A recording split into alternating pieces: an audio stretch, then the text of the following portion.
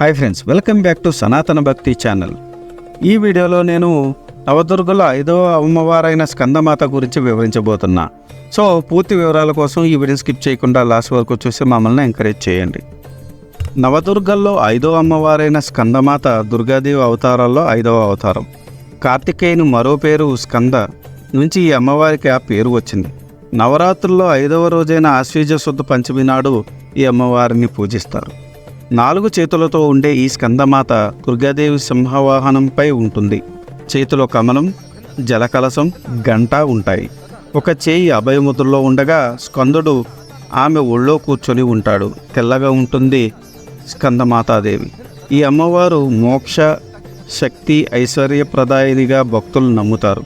స్కందమాతను ఉపాసించేవాడు నిరక్షరాసుడైన జ్ఞానం ప్రసాదిస్తుందని పురాణోక్తి.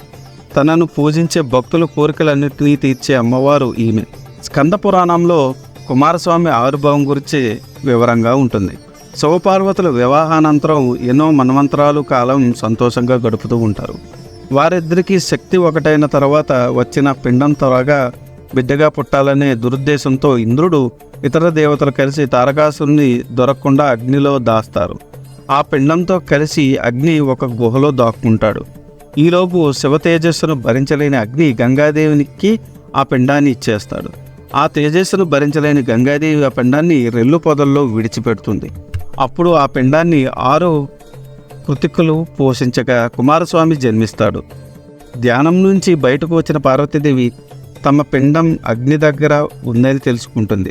తన తేజస్సును దొంగతనం చేసిన దేవతలకు ఇక పిల్లలు పుట్టరని శపిస్తుంది అమ్మవారు. తన పిండాన్ని తనలో దాచుకున్న అగ్నిని కూడా ఎప్పుడు మండుతూ ఉండమని, అది మంచి చెడు అని లేకుండా అన్నిటినీ మండిస్తూ ఉండమని శాపం ఇచ్చింది. ఇంతలో అక్కడకు వచ్చిన శివుడు ఆమెను శాంతింపజేసి కుమారస్వామి పుట్టిన వైనాన్ని వివరిస్తాడు. కృతికలు జన్మనిచ్చిన ఆ తేజస్సును తనది కాబట్టి ఆ బిడ్డకు తనవాడేనని పార్వతీదేవి కుమారస్వామిని కైలాసానికి తెచ్చుకుంటుంది. కృతికలు పెంచారు కాబట్టి కార్తికేయుడు రెల్లు పొదలు అంటే శరవణాలులో ఉన్నాడు కాబట్టి శరవణుడని పేరు వచ్చింది ఆయనకు. ఇలా లోకమాత అయిన పార్వతీదేవి కుమారస్వామికి తల్లి అవుతుంది. పెరిగి పెద్దవాడైన కుమారస్వామికి తారకాసురుని శివ పార్వతుల బిడ్డనైన తన వల్ల తప్ప మరణం లేదన్న విషయం తెలుసుకొని అతనిపై యుద్ధం ప్రకటించి దేవతల సేనకు అధ్యక్షుడే అతన్ని సంహరించడానికి సిద్ధమవుతాడు. ఈ సమయంలో పార్వతీదేవి దుర్గా అవతారం పొంది కుమారస్వామిని దీవిస్తుంది. అలా దేవసేనకు అధ్యక్షుడై తారకాసురుని సంహారం చేస్తాడు కుమారస్వామి. తిరిగి శంభునిశంభులతో యుద్ధం సమయంలో 5వ రోజు అమ్మవారు స్కందమాత దుర్గాదేవి అవతారంలో రణరంగానికి వెళ్ళి కొంతమంది అసురులను చంపుతుంది. ఇది ఈనాటి వీడియో. ఇలాంటి ఇంట్రెస్టింగ్ వీడియోస్ కోసం మీరు చేయాల్సిందల్లా మా ఛానల్ సబ్స్క్రైబ్ చేసుకుని బెల్ నోటిఫికేషన్ ఆన్ చేసుకుని పెట్టుకోండి. ఈ వీడియో కనుక మీకు నచ్చితే do like, share and subscribe. Thanks for watching. జై సనాతన ధర్మం.